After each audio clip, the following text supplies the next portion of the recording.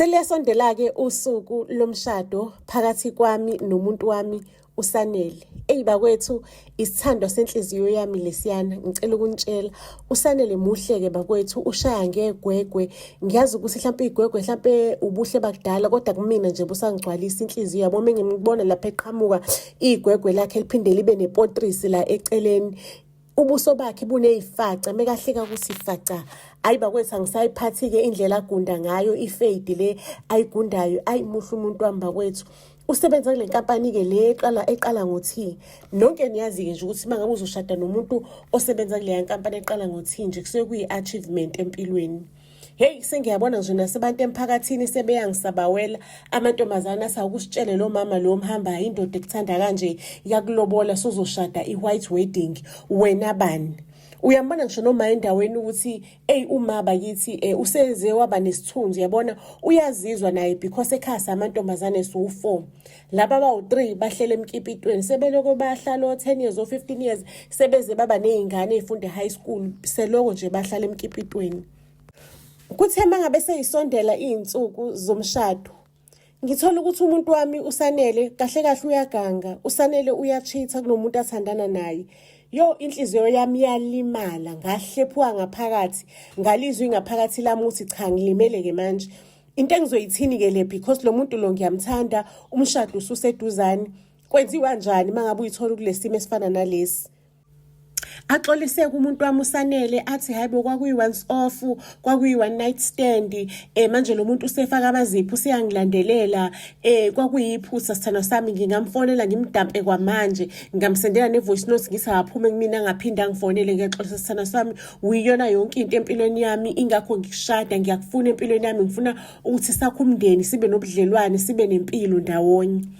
Ake ngempela-ke ngicela ukunitshela ukuthi uSanele ayifonele intombazane ingalibamba ucingo, ayisendele i-voice note ayitshela ukuthi kuphelile phakathi kwakhe naye, ucela ukuthi ingaphinde imfonele, ucela nje ukuthi ingaphinde i-communicate. Unkosikazi wakhe lo amlobolile uyamthanda, uyomshada, umshada ngoba emshada kuyena kwakuyiphutha, akasalifuni nje elinye iphutha elizophinde lenzeke. Ngangilimele-ke bafethu, kodwa ngiqhubeke-ke nomshado. Athi uSanele kumina, mina ngiphethe iy'hluthulelo zenhliziyo yakhe. Ake bakwethu emva komshado-ke sekuwumina-ke siya e-honeymoon. Ngazi ukuthi phela ngiphethe iy'hluthulelo zenhliziyo yomfana. Ayi kwaba mnandi-ke kwaba njeya sabuya kwi-honeymoon. Sathi mangabe sibuya kwi-honeymoon, uSanele kwangena i-call nje eyodwa engayiqondisisanga ukuthi sithini isitori sale call. Ayi uSanele waphuma wahamba waze wabuya ngey'ntathatha. Ake ningitshele mina ukuthi i-honeymoon phase, mangabe nje nisakwi-honeymoon phase, nibuya kwi-honeymoon, umuntu useyanyamalala uzabuye ngey'ntatha niqeda kushada. Hayibo, ngicela ukunitshela ukuthi uSanele hey siqhubeke-ke semshadweni. Sengiyayibuza ukuthi imuphi lo muzi lo wefuna ukwakha mangabe sizoba nokungabambisani, usokunokuzenzela nje izinto engayithandi, abuye mangabe ngizokhuluma athi sorry. Uyabona usorry wokubhuqa, sorry. Uyabona indoda masikwenza njalo ifuna ukuthi uthule. Jesu Maria ma, hayibo kanti umshado into enjani? Yazi ukuthini? Ngifunde ngizwe ngabanye abafazi bese umfazi uyathula, umfazi akayi-annoyi indoda, umfazi uyathula. Ngithi ake ngifunda ukuthula nami ngaloku ngicomplaina ngoba vele ivelane sorry, usorry engawuminishi le ndoda. Ake bakwethu siqhubeke-ke sisemshadweni sengithulile. Ngiyabekezela-ke manje lo muntu ngamshade njena, kodwa naye ngimbona ukuthi uyayibuyisa isimo. Angitshela ukuthi ngaleli langa lele ngaphuma ngalo kwaba ne-emergency kumngani wami. It's because umngani bekangafuni sikhulume ngayo, waba ne-car accident kanjani bekangafuni sikhulume ngalo ndaba. So nganginqena ukuthi ngikutshele because it was not my place to tell you, but waba ne-car accident, sasiyomsiza lapho umngani wayekhona, ingakho ngabuye intatha. Ngiyaxolisa sithando sami, ngiyabona ukuthi lento leyo umfana athi uyabona ukuthi lento leyo iyasixabanisa, iyona eyenza i-crack emshadweni wethu, ucela silungise izinto kabusha. Uyangithanda, wakhetha mina, akekho umuntu involved naye nje unami kuphela empilweni. Ngingayinyezi, ngingabi namahloni, akekho omunye umuntu wesifazane. Ake bakwethu nami-ke ngirelax-ke manje ngi-enjoy umshado wami. Hayibo, kanti kumnandi emshadweni bakithi, kumnandi kwaba mnandana impela. Sakhiphana, sahamba iy'ndawo bakithi, saphosta, wangiphosta umuntu bakithi, ngaluzwa nje uthando, ngazizwa ngisemendweni. Ayi, kusekuseni bafethu, ayi ngiqaleke manje la endlini ngizwe ngathi umbhede wethu uyancinza, osofa bayancinza. Nje kuyancinza nje endlini, yabona uma uhlele kusofa uyayibatshelwa, uhlele embhedeni uyayibatshelwa. Nginga-understand ukuthi intoni. Ayi, ngelinye ilanga ngi-check-e, ngiphakamisa imbhede, ngiphakamisa osofa, yini lento esilumayo, mhlawumbe omaskito yini. Ayi, ngiphakamisa osofa ngize ngibone imbungulu eyodwa embhedeni. Awu, umbhede uney'mbungulu, sho ukuthi mhlampe zicashe ey'pringini. Ngithenga imithi yey'mbungulu, ngispraye bafethu, ngispraye nosofa, ngispraye yonke indawo. Ngithatha iy'ngubo zethu lendlini ngiziwashe ngamanzi abilayo, ngiwashe kwasana endlini, ngikhiphe amakhethini nawo ngiwasokhe, ngiwazucuze, ngishaye i-spring cleaning, ngize nje ngishanele ngisho no-ceiling. Yabo le mshanelo lokushanela o-ceiling, ngikline bafethu. Kuma-tiles emakhoneni ngifake imithi yakhona yokuthi mangabe kuwukuthi ikhona imbungulu ecashela ekhoneni ife njengamanje. Ayi bakwethu-ke ngicela ukunixoxela-ke ukuthi kube ngconywana-ke, kube ngcono, ayisijabuleke lekhaya, kube mnandi nje, kubuye i-happiness because besithi mesibuka i-TV sesiyayinwaya, sisembhedeni siyayinwaya, asisanaso isikhathi for each other, yabona. Hayibo, kudlule 3 days after ngithelile le mithi, kuqale phansi, kubabe, kuqale phansi nje, kube eminye imihlola. Nginga-understand ukuthi into engizoyithini le, into engizoyithini-ke. Ngiphinde ngiyithenge imithi, nakhona kwenzekale the same thing. Ngize ngibone ukuthi hayi engathi kuzomele ngithenge umbhede omusha-ke. Ake ngicela ukunitshela ukuthi ngithenge umbhede omusha nosofa basha. Ngithenga umbhede omusha nosofa basha because financially indoda yayingekho ready by that time, so ngakuthenga ngemali yami. Ayibo, inkinga iqhubeke nje, kube ngathi ayizange yama inkinga. Into engasayazi ukuthi ngizoyithini-ke le, into engayazi ukuthi ngizoyithini okwangempela. Ake aqaleke manje usanele umuntu wami abe nokulala ama-out manje, athi hayi uzolala emzini kabani, kwi-colleague yakhe, ufuna ukurelaxa because emsebenzini asakwazi ukuperforma kahle ngenxa yeyimbungulu. Akasalala ekhaya usanele, usekubuya nje asibone athi hayi uyolala kuphi umngane umnikeze i-room, uyakwazi ukurelaxa kahle, akasakwazi ukufocusa ngenxa yeyimbungulu. Mina ngiyakwazi ukufocusa kwami umsebenzi nje bengishiyele ekhaya neyimbungulu. By that time besinomntwana, engishiyele ekhaya nomntwana, ngibhizi nebhizi abantwana, nazi neyimbungulu zimi ngenhla. Ekamereni ley'ngane iy'mbungulu azikho, zisekamereni lethu nakosofa.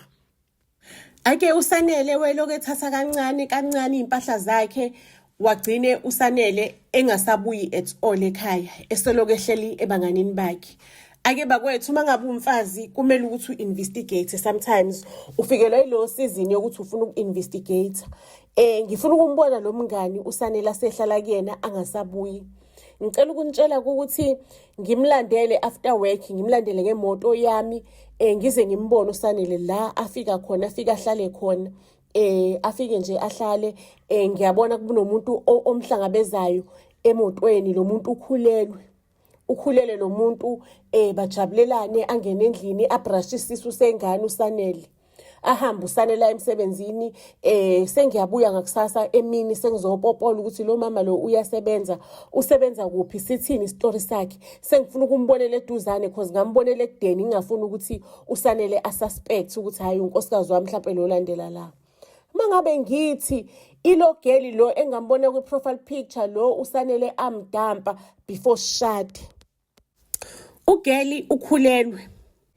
Ngibuyele ekhaya-ke manje, ngibuyele endlini, sengiyacabanga ukuthi kahle mina ngidampiwe lana, ngidampiwe, usanele usehlala nomunye umuntu wesifazane, kahle sho ukuthi lo mshado lo usuphelile kahle. By that time besingenawo umuzi, besirenta because usanele urelocateile ngokomsebenzi, like so we were renting la sihlala khona. Ngihambe ngemsebenzini ngiyomgebhela usanele emva komsebenzi, ngingafuni ukuthi ngiye la hlala khona ngiyoba ngidrama. Ngimgebhele emva komsebenzi, ngimbuza ukuthi sanele kahle awungichazeleke mfethu ukuthi kwenzakalani, kuphelile phakathi kwami nawe. Athi usanele yena inkinga yakhe ilezi imbungulu lezi, ezilaphayana endlini akasakwazi ukulala endlini ingenxa yezimbungulu.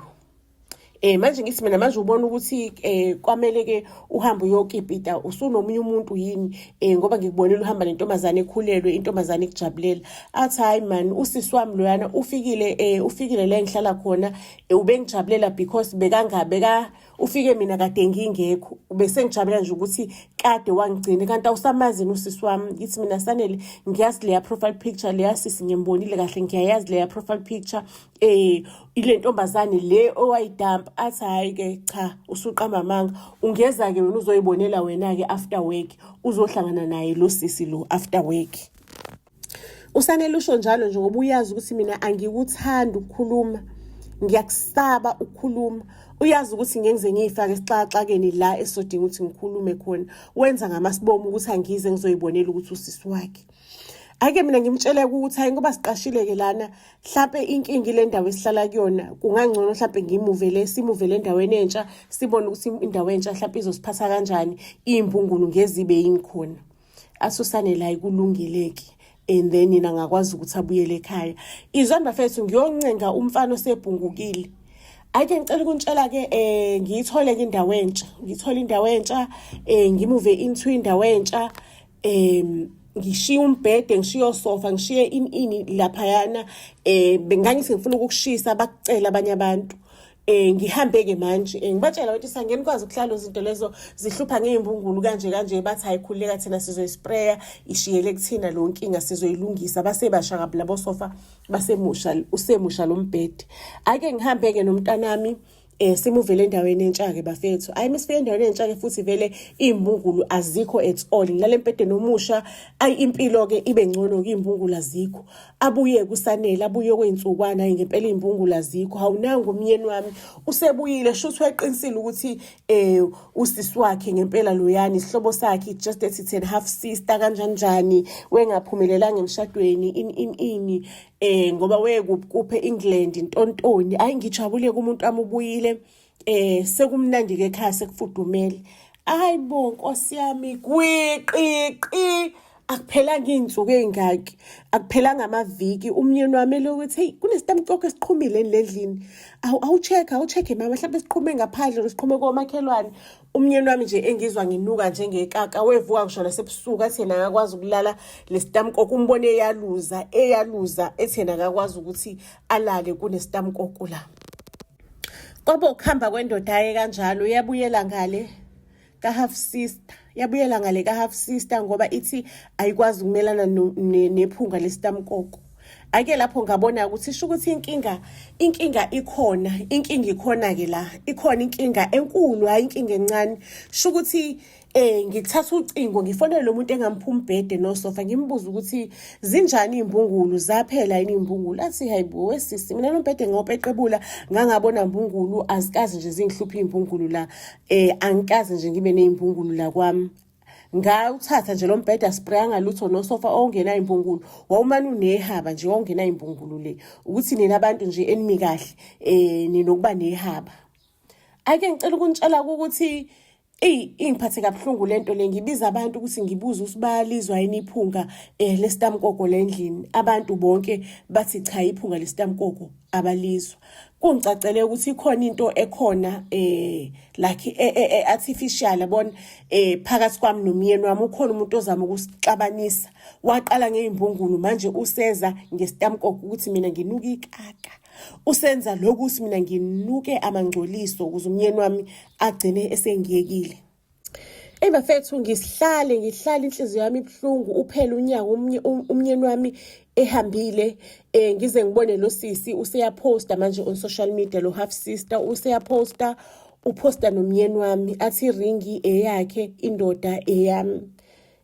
Inhliziyo yami ibe buhlungu kakhulu. Ngikhulisa umntwana ngedwa ngiphila umntwana ngedwa ubekafaka kudala imali yerent akasayifaki at all imali yerent. Ngiyabona ukuthi lento lena yokurenta lana izonginikeza iproblem. Ngcono ngimane ngidivorce ngikwazi ukuthi ngithenge umuzi wami kabusha ukuze ngihlale nengane yami ibe nekhaya yazi ukuthi ikhulela la singaloku simuva nemiqasho. ake ngim-approach-e kumfana ngimtshela ukuthi hayi ngoba kuyacacisa into yami nawe ayisekho baba kaSibanibani ngcono sivelane nje sidivorce-ke manje lento le siyenze ngokusemthethweni sidivorce. Eyi ubaba kaSibanibani uSanele umuntu wami athi uyabala imaths ayihlangani kahle uyabona ukuthi kuningi azokuluza because useneminyaka eminingi esebenza ka-T enkampanini eqala ngo-T useneminyaka eminingi esebenza enkampanini eqala ngo-T okusho ukuthi mangase sidivorce mina ngizothola iy'mali zasemsebenzini wakhe kanti mina ngisanda kuqala emsebenzini le ngisebenza khona. And because bengifunda nje before sishade ngangilungiselela ngangisafunda ngiqede ukufunda sesishadile ngathola umsebenzi ngawuthola umsebenzi nje immediately mesiqeda ukushada abona ukuthi yena ngekathole lutho out of mina so ahuduleke inyawo ekudivorceni ubaba kaSamuel uSanele ubaba wakhe ake bakwethu ngizama ukuthola idivorce uSanele ushona le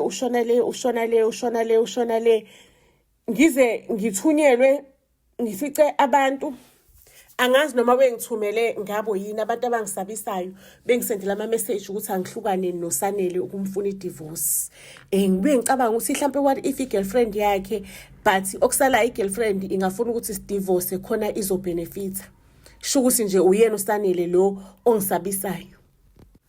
Ngibona imoto eyidoji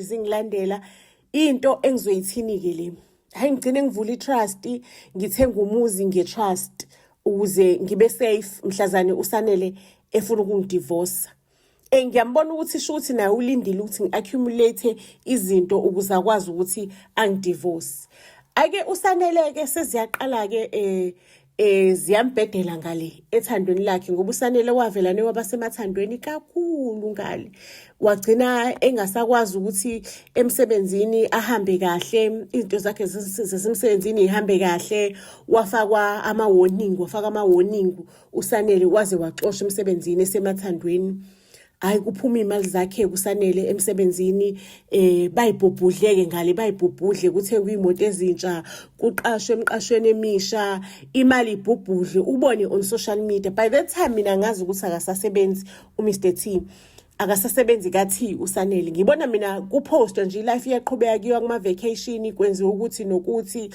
kudliwa kamnandi kuhanjwa indawo just the three of them yabona ama caption bathi just the three of us yeheni eyami ingane ngishabeliza kanzima ngiphantele yami ingane eyakhe ungane ngale umistress ihamba ama crash abizayo uyayibona ihamba ama crash adurayo uyayibona ukuthi igqoka igama ingane encane igqoka igama sho ukuthi ihambe imali iphele kuSanele iphele imali kuSanele ugeli useyamxosha ke manje uSanele ayi uSanele uyakhala ngiyakuthanda sithandwa sami in ngiyakuthanda ngeke ngikwazi ukuhlukana nawe uyabona ugeli umbangela isicefu uSanele in such a way that uze afuna ukuthi mase khona umuntu ongathandana nawe ngingakubulala qobo lokubulala uSanele tshena ugeli ayikugela abona ukuthi ayisangangaye nansi indoda engenamali iyambambezela ukuthi athola amadoda anemali ugeli avela nathi yazi ukuthini ngoba lento lengangiyifakile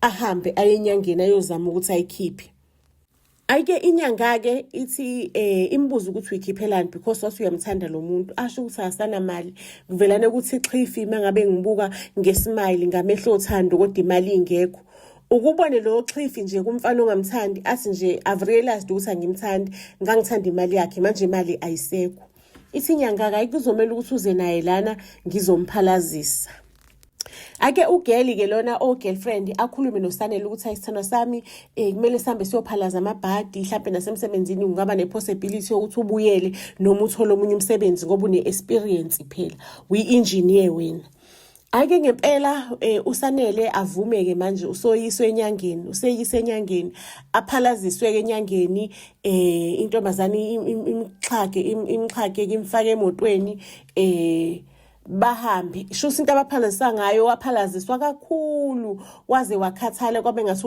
uphelelwa amandla because wesekhipha ngaphezulu nangezansi axhagwa afake emotweni walala wathi mephaphama ebusuku aphaphama ukuthi ngenzani la uphi uGloria umfazi wami, uGloria ukuphi, ngenzani mina la? Ake mangabe uSanele sephaphama-ke sho ukuthi uthando-ke seliphelile, uthando lakhe phela uside chick lo.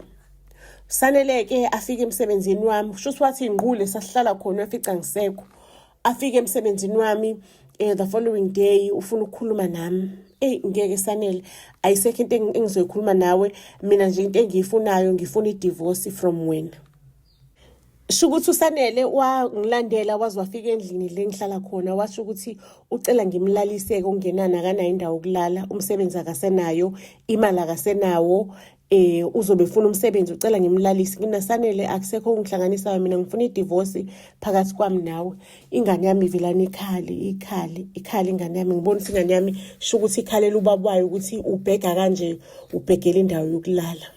Ngimlalise ngaphandle, kwakune outside building, yabona, ngimlalise ngaphandle ahlale lapho le outside building, kanti ayisekho right, iyavuza. Abuye ngakusasa umbone ehlele elangeni, omisa impahla zakhe ezomisa zonke, zinekwe zonke. Ingane imbuze, baba kade uwasha yonke into yakho yini? Seyimntanami le ndlu leyana iyavuza, kwambheda umanzi, angilalanga.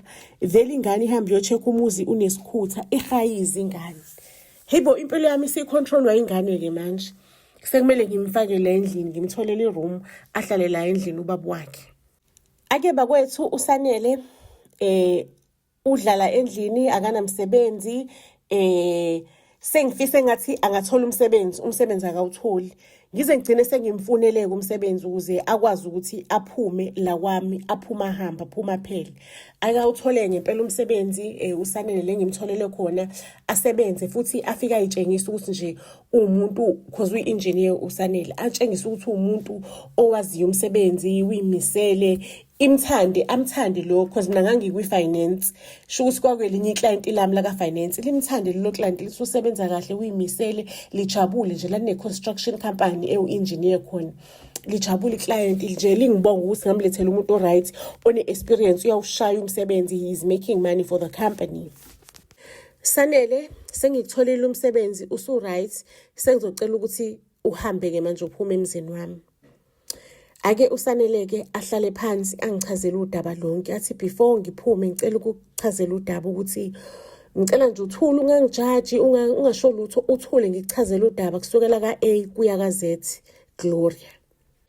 Achaze kuSanele ukuthi yena wangithanda, wangilobola, kanjani kwenzakala, wadakwa, ngelinye ilanga bamdraga, walala nale ntombazane. Le ntombazane yasimtrapha ngokuthi ikhulelwe. Uthe mangabe sesishadile le ntombazane iyamdlisa, iyahlangana no-Uber, iyazi ukuthi no-Uber iyazi ukuthi mina ngiya-order during lunch. U-order kanjani ngoba bengikuphathisa isikhafuthini? Athi hayi mina sithando sami ama-take away ngiyawathanda. Bengisiphatha isikhafuthini sakho kodwa mina bengidla kabi, bengidla isikhafuthini sakho mase ngiyaphinde ngiyathola ama-take away. Le ntombazane yangidlisa via Uber driver, ama-Uber Eats. Ngathi mangabe sengidlisiwe-ke le ntombazane yayisivuthe ekhaleni, lapha kwakho ngangivelane ngizwe ngincinzelwa, mengancinzelwa ngizwe wena unokuyikaka nje engakwazi ukuthi ngilibekezele. So ingakho kade ngithandana le ntombazane, yangenza ukuthi ngiyithande kakhulu, ngagcina ngingasangisho nasemsebenzini, sengifuna uhlezi ngiyibuka, ngiyigqolozele emahlweni. Ngaxoshwa emsebenzini, intombazane yayidla yonke imali yami. So siyahamba-ke yongiphalazisa, ikhipha idliso because ngase ngiyinamathele eyithendeni ngiyifuna la. Kodwa sithando sami konke lokhu kwangasiyi-fault yami, kwakuplaniwe. Mase ngithola ukuthi kwakuwumakhelwane wami owedinwe nje ukuthi ngiyashada, ngiyaphumelela, waseplana yonke lento lo. Yena umakhelwane owangidakiswa before ngishade, only to find ukuthi le ngane le ntombazane eyithi eyami kwangasiyena kwakweyami ingane leyo. So yonke sithando sami lento le ngaba ayibanga khona if angihliswanga, there was a foul play lana. Mina umuntu engimthandayo ngithanda wena, ingakho mengivuka emaqandeni nje ngavuka ngenza la kuwena, ngayitshela ukuthi mhlawumbe mase ngiseduzana usungibona uthando lizovuka. Ngicela ungixolele, ngicela sibuyelane. Ukhuluma nje le story uSanele akasakhali, uyasikhihla isililo. Kodwa ngicabanga ukuthi nami ngathi nasi isandla sesithathu lento mase ngiyi-analyze kahle, sengiyibheka kahle. Ngithi ngizodinga isikhathi ukuthi ngicabange. uSanele yena usenayo imali futhi impilo yakhe isi-right, ibuyele back to normal, kodwa nje angamovi out. Athi hayi ngicela ukuthi ucabange ngila yabona mengibuya emsebenzini ngibuya uphekile usanele udeka amatafula usanele uzama izinto eziromantic ingane yami ijabulwe mayibona abazali bayo behleli bobabili in the same roof. Inamba fethi inhliziyo yami ithamba ukuthi hayi angikwakhe lo mndeni yabona ngikwakhe lo mndeni kube umndeni ofudumele kube mnandi. Ake ngempela ngivume-ke siqale-ke manje sihamba ama-marriage counselling ukuthi ngingadlula kanjani kule simo lesade sengikusona silungise uthando lwethu hayi sigcine ngempela sesibuyelile-ke sengimfakile-ke manje enhlizweni yami because kunzima ukhipha umfana enhlizweni kunzima futhi ukumbuyisela mangabe usumkhiphile ngigcine nami sengiyincengile ngenhliziyo yami because ade ngihamba ama-marriage counselling ngimbuyisela usanele enhlizweni phela mina naye asidivosanga bakwethu siyayithandanela nje kuphela. Lube mnandi-ke futhi uthando lwethu mangabe sengimfaka enhlizweni siye enkonzweni ngama-Sundays sumndeni njena yabona sumndeni nengane yethu nansi ihleli lebag emotweni yethu kumnandi nje. Ngize ngikhulelwe ingane yesibili. Khulelwe ingane yesibili impilo yethu is back to normal. Khulelwe ingane yesibili kumnandi sihamba senkonzweni nje sabazalwane aba-dedicated. Hayibo usanele ngithola imessage ngelinye ilanga sengikhulelwe ingane yesibili yabona ngithola imessage ingene usanele geza kuvela igama lomzalwane umzalwane simjwayele lona omunye umama nje omfelokazi wasenkonzweni but umfelokazi omncane ungangami kuvela imessage eqhamuka nomfelokazi ngithi hawu Nkosi yami kwenzakalani why lo mfelokazi asendele indoda yami imessage yabona kwavelane nje kwathi 3 imessage ngayibona kodwa ngangakwazi ukuyifunda ukuthi ithini imessage ayi ngibe nembuzo ukuthi why lo mfelokazi asendele indoda yami imessage mina umessage indoda you understand uma ufuna ukukhuluma nobaba enkonzweni you need to via through umama hayi kodwa ngidluliseke phela umzalwane sabazalwane sonke ngingayibuzi lento futhi nendoda yami ingasho lutho ukuthi kade ngisendele ubani imessage nami ngidlulise nje ngiphonse olwandle lokukhohle ukuthi because ngashayeka kayi1 sengiexpect ukuthi indoda yami iumuntu omubi umuntu ochithayo the whole time.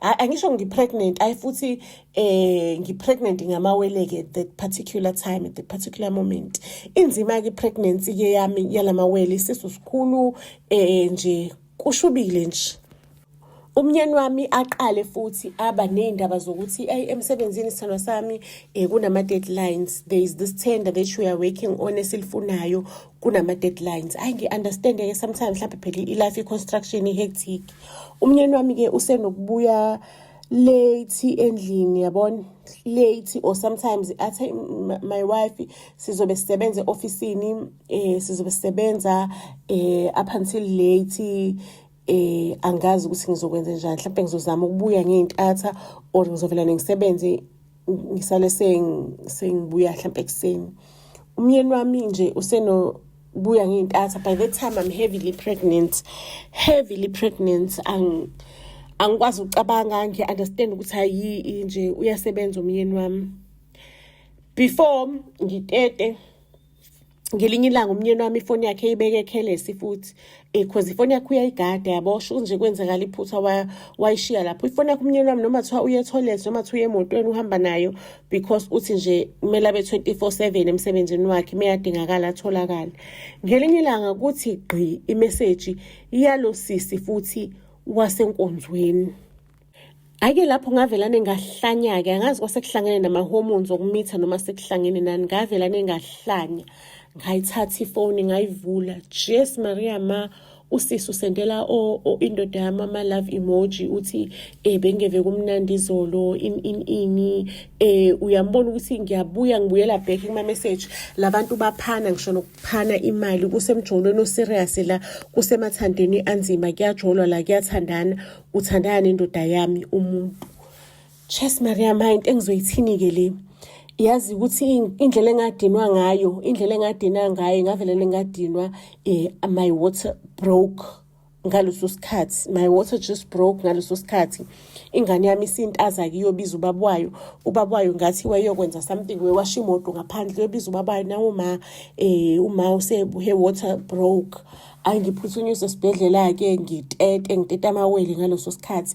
Ngiteta nje umoya wami uphukile, ngidiniwe, ngiyafuthelana ukuthi le ndoda isibuyela ey'ntweni zayo zakudala. Izothini-ke manje ngolokhu khohlakala kwayo, nakhona isidlisiwe futhi la esontweni.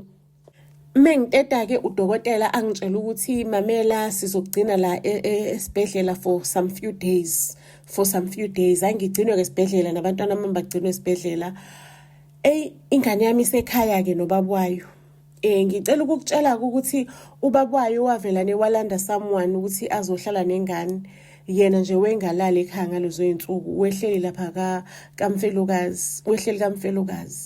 Angakambuzi lutho. Angishongo lutho, uyafika nje azongibheka.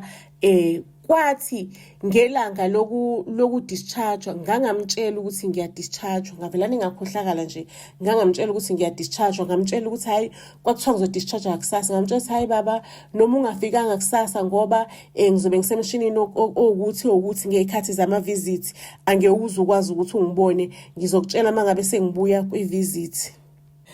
Ngifike-ke ekhaya, mengifika mina ekhaya ngazi ukuthi ingane ihleli nomuntu oyigadile. Wafika walanda isihlobo sahamba, wasecela omunye usisi okasisize yabo eJardini ukuthi ucela amgadele ingane ngoba yena ubhizi ney'ndaba zokuthi ugulele umfazi, ulale esibhedlela, ulale emabhentshini esibhedlela. Nkosi yami isebenzi singasachazekile, sithi nkosi yami indoda yamadoda Mr. Sanele. Uzulala emabhentshini ngoba nawufuna uba seduzane nonkosikazi wakho, usuke emabhentshini uye emsebenzini, uyindoda yamadoda. Ake ngicela ukuntshela ukuthi ngifike ngingashongo unannounced, ngibuye ney'ngane zami esibhedlela. Mengifika lana ngifica indoda ayikho. Upho ubaba kaSibanibani? Athi umama lo Hlinayi, baba kaSibanibani soloko wena for 2 weeks usesibhedlela. Ubaba kaSibanibani bekangekho la ekhaya, wathulala emabhentshini esibhedlela, usuke egade wena. Ngivelane ngihambe bakwethu ngiye kaMfelokazi, ngifike ngqongqozi. Avula umfelokazi, ayishakathi ngqonqoza bani, uvula ugqoka igawuni bakwethu, uyehlisile igawuni, uyabona ufake izinto lezi zakhona ey'bomvu, ugqoka igawuni ecebezelayo ebomvu, uyabona ukuthi kuseksi la endlini, kuvuthuzwe amaflower phansi. Ubaby usanela si baby ubani lo sabuya ingane, kade ngihleli la ngikulindile ngepause. Asukume uSanele ezemnyango.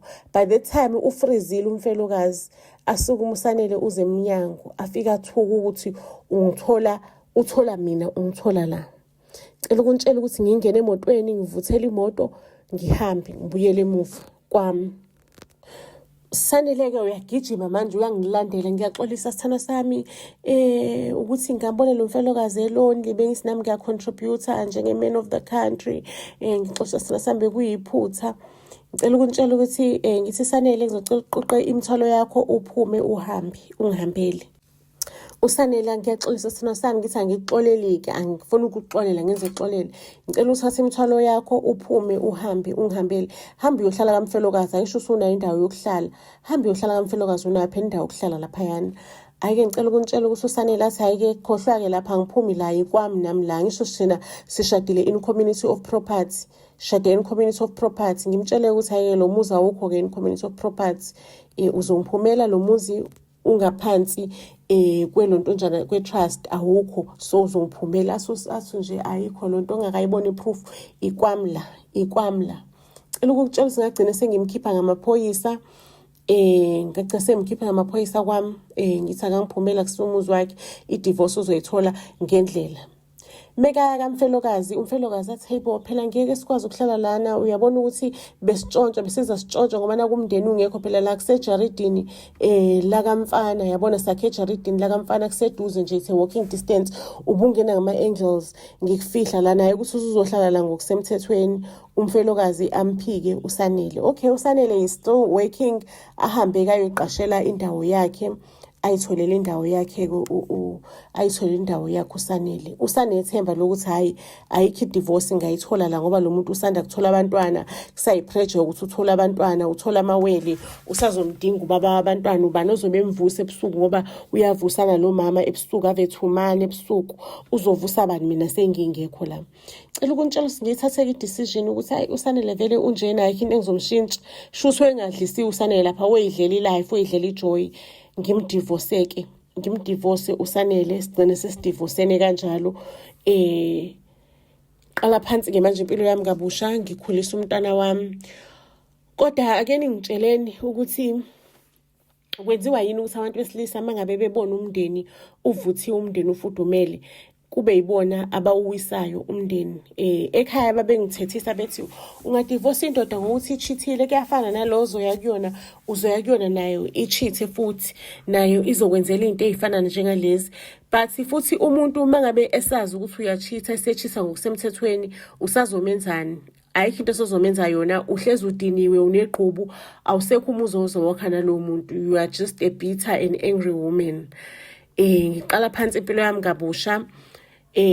Angazi ukuthi ngizofika kuphi, but engikwazi ukuthi ngifree, anginaso stress sokuthi ngiyachithelwa, ngiright, nengane yami ngiyikhulisa ngalendlela le kumele kufanele kube yiyona, ngiphila impilo nje ngakho impilo. Ake ningitsheleni ukuthi why abantu besilisa noma umuntu wesifazane okuye nochithayo alibona ukuthi ikhaya lifudumele ahamba yolihlaphaza. Ushatelani if ungakabi ready, because lithi iBhayibheli mushada ushiya uba uyihlo nonyoko, uyonamathela kumfazi wakho, wakhe ifuture nomfazi wakho. Umfazi wakho yilona phakade lakho, uyena umuntu ekumele umrespect ngenhliziyo yakho yonke, uyena umuntu ekumele umnikeze inhliziyo yakhe yonke, uyena umuntu ekumele ukhulume naye imfihlo zakho nayo, uyena umuntu ekumele nibe neconnection, nithandane, nibe right. Manje masufa ku number 3, uthando ulimoshelana uthando, because uthando into emnandi, uthando into enhle. Family, ngicela ukusibeka lapho-ke isitori sethu sanamhlanje. Ningakhohlwa ukuthi thina njengebhazi sesithatha incwadi ya grade 12 yamatikweletsheni ebizwa kuthiwa impi yabomdabi sethunjini, sayishintsha sayenza imovie ukuthi abafundi baka-matric impilo yabo ibe ngconywana. So mangabe kuwukuthi unomntwana ofunda umatric noma nawe you are interested as an individual, because siyabathengisela nama-individual, ungasixhuma ku-WhatsApp enambeni esi 079 337 2464 079 337 2464. So family, ayibona nezinto nezilandelayo, ningakhohlwa ukuthi nisfollowishe to all social media platforms, niphinde ni-comment, ni-like i-content yethu. Ngiyayibonga i-support eniyenzayo mangabe ni-commenta. So family, ake ningitshele if wena kwakuwena wawungayithini le ndoda le, wawuzoyidampa noma uzoqhubeka nayo ngoba iyayikwenza ekufihlakaleni konke lokho iyayikwenza. Wawuzokwenza njani wena, uyoqhubeka noma wawuzomove on empilweni? Ayidibaneke kwi-comment section, ngiyanithanda kakhulu.